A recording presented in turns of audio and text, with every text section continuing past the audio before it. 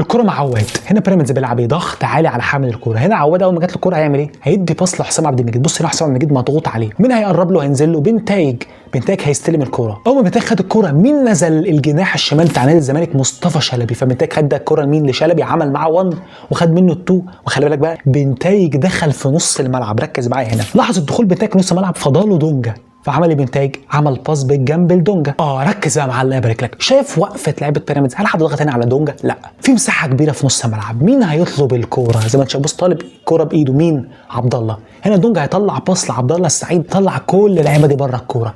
ركز بقى معايا، مين اللي فاضي جنب عبد الله ده عمر جابر.